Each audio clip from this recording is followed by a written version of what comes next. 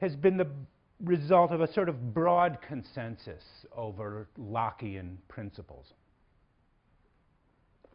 over Lockean first principles. But for many other readers of American history, this relationship has been seen as more problematic.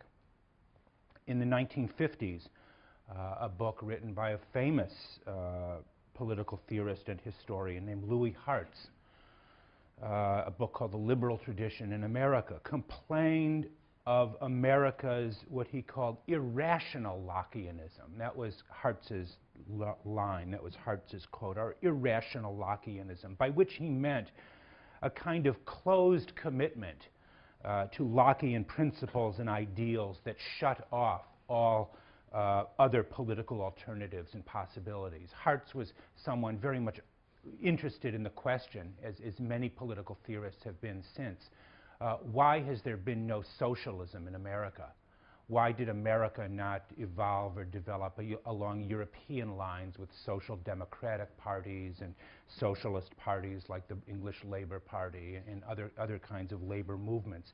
And Hartz's argument was that we were sort of arrested in this Lockean phase of development, what he called our irrational Lockeanism, that closed off, in many ways, other principles.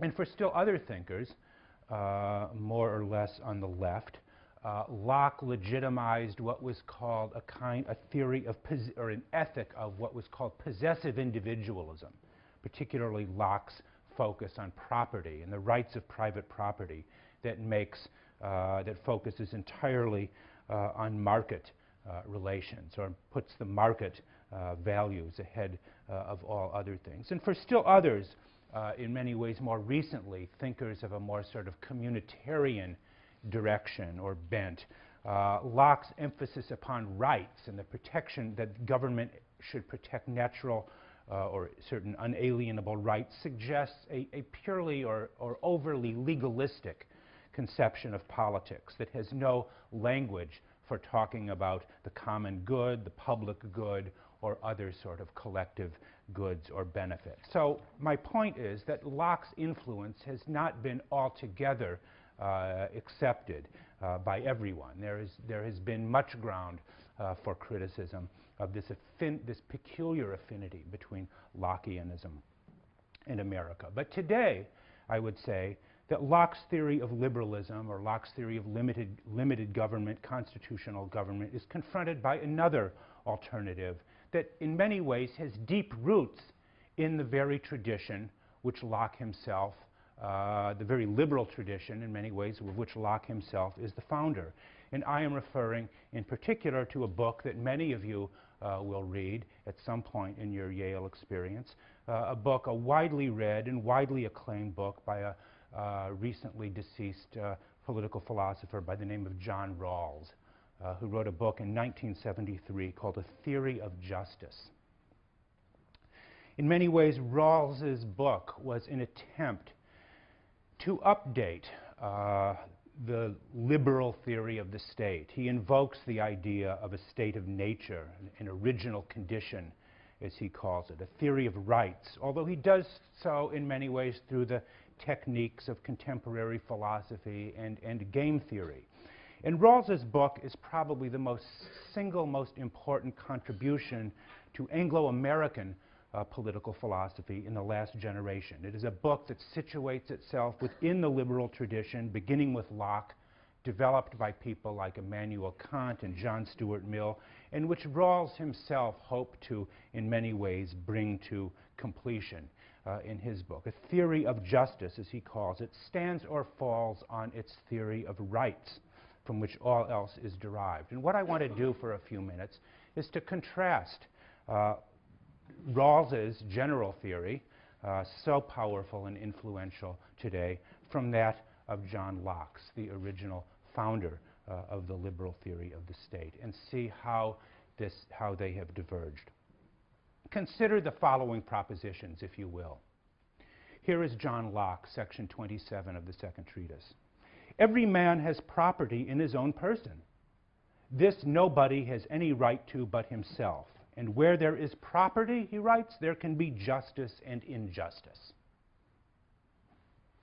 Here is John Rawls, one of the opening pages of his theory of justice. Each person, Rawls writes, possesses an inviolability founded on justice that even the welfare of society as a whole cannot override. For this reason, he continues, justice denies that the loss of freedom for some is made right by a greater good shared to others. Okay, so far, so good. In other words, both of them present their theories of justice as justified in terms of the liberal principles of equality, freedom, and the sanctity of the individual and individual rights.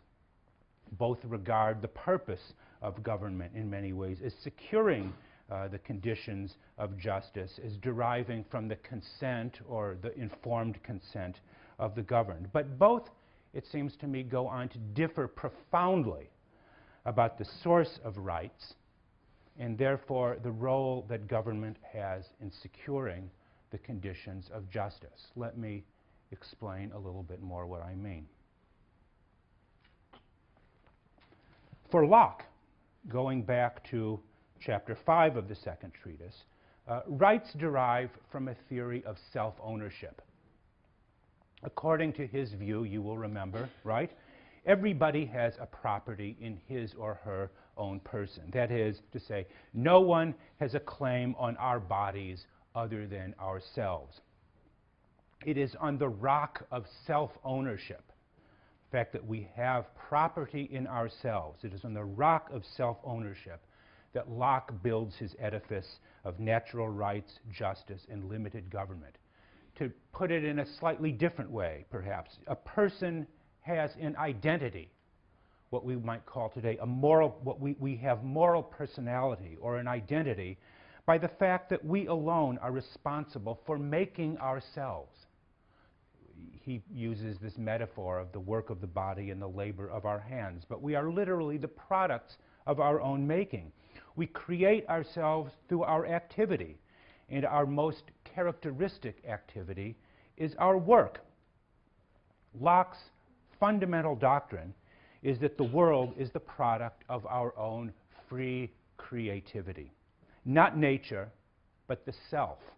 The individual is the source of all value for Locke. It is this self, the I, the me, the ego, that is the unique source of rights. And the task of government is to secure the conditions of our property in the broadest sense of the term, namely everything that is proper to us. Now, using that as a sort of shorthand, contrast this to Rawls's idea.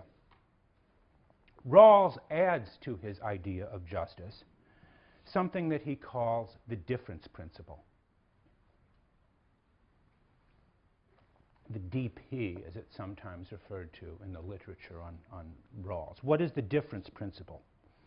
This principle maintains that our natural endowments, our talents, our abilities, our family backgrounds, our history, our unique histories, our place, so to speak, in the social hierarchy, all of these things are, from a moral point of view, something completely arbitrary.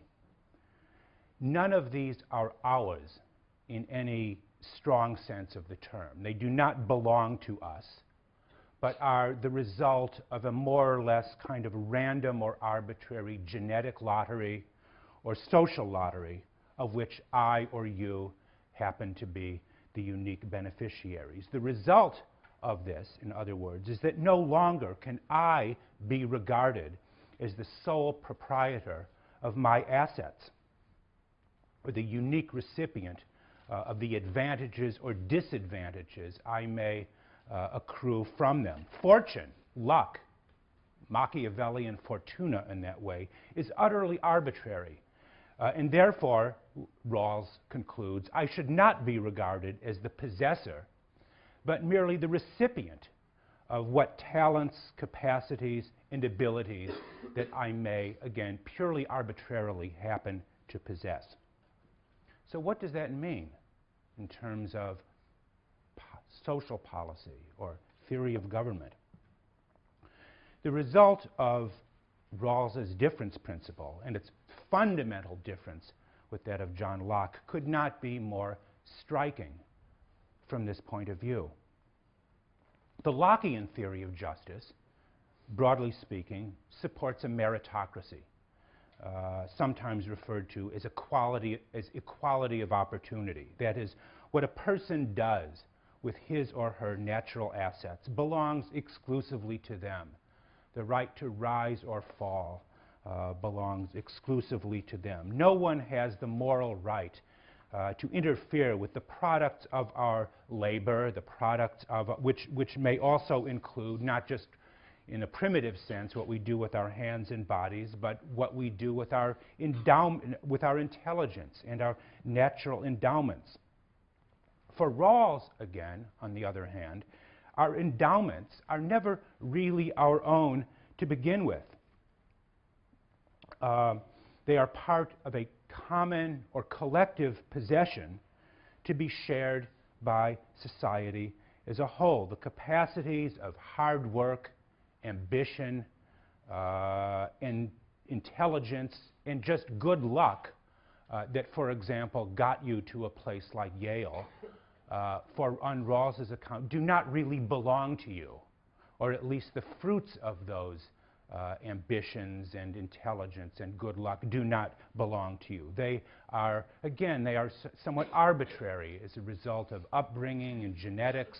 They're not yours or mine in any strong sense of the term, but rather a collective possession that can be or should be distributed, the fruits of which distributed to society as a whole. Consider the following passage from Rawls.